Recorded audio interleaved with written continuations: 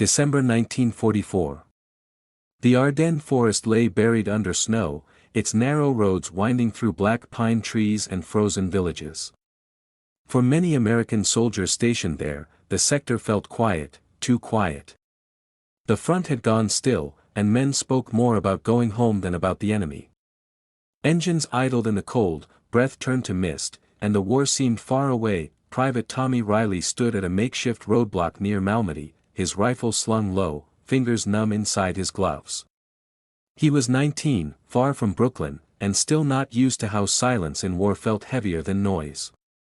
Somewhere in the distance, artillery boomed, dull and far off, like thunder beyond the hills. A jeep emerged from the fog, chains rattling on its tires. 4 men inside. American uniforms.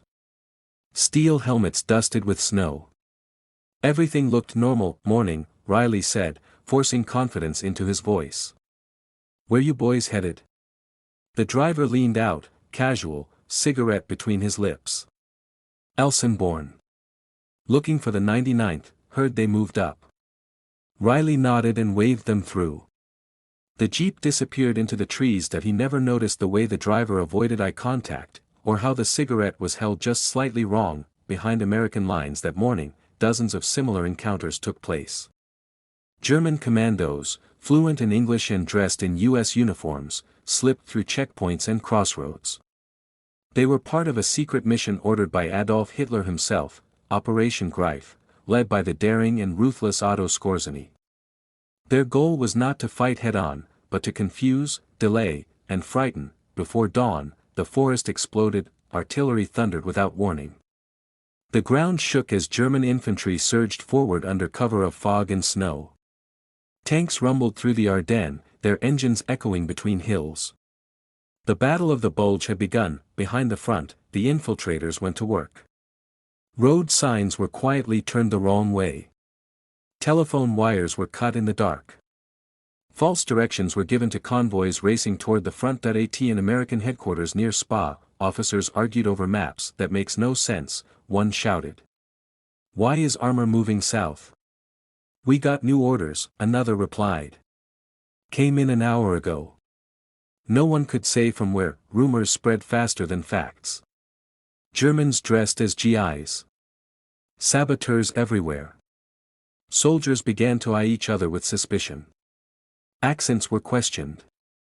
Papers double-checked. Trust evaporated. At another checkpoint, an MP sergeant stopped a jeep and asked for the password. The driver hesitated. Just a second too long. Flash, he said. The sergeant's expression hardened. That was yesterday's password. Out of the vehicle. Now. Hands moved too fast. Pistols flashed. Gunfire cracked through the trees. When it ended, 2 men lay dead in the snow. One survivor, wounded and shaking, stared up at the Americans who surrounded him. We only delay you, he said in broken English. That is all. By nightfall, the American rear areas were on edge. Roadblocks multiplied.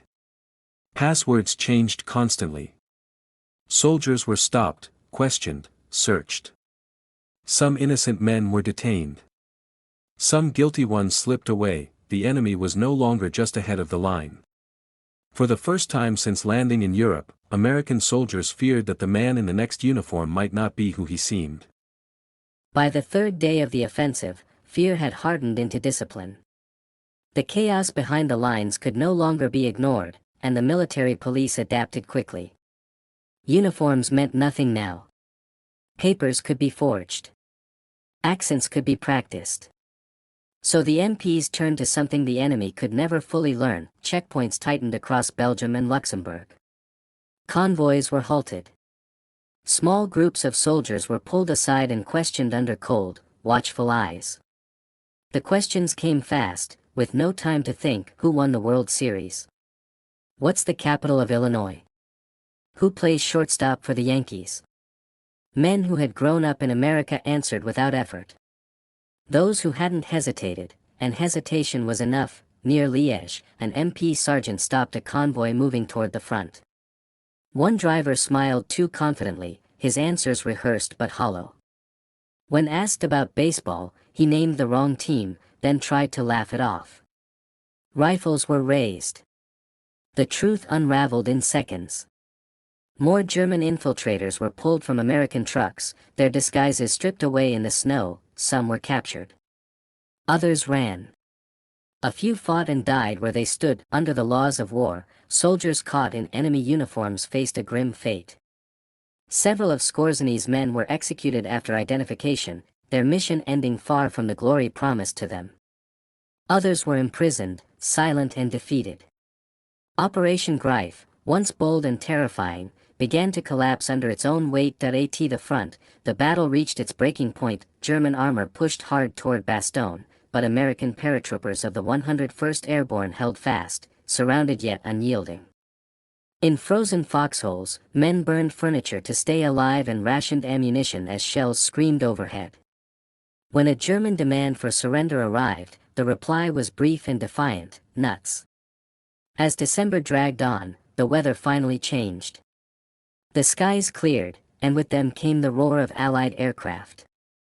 P-47 Thunderbolts and P-51 Mustangs tore into German columns stalled on icy roads, their bombs and rockets shattering the last hopes of a breakthrough. Fuel ran out. Reinforcements never came. The German advance slowed, then stopped. Behind the lines, order returned. Road signs were corrected. Communication lines repaired. The last infiltrators were hunted down or vanished into the forests. The fear that had gripped American units began to ease, replaced by a hard, bitter confidence that in January 1945, the Bulge was crushed. The front was restored. German losses were devastating, and the offensive that was meant to change the course of the war instead hastened its end in the West. Weeks later, Private Tommy Riley stood once more at his roadblock. The snow was dirty now, churned by tracks and boots. He looked older, sharper. A jeep approached, familiar and routine. He raised his hand. Hold it. The driver leaned out, smiling. Problem? Riley didn't look at the uniform.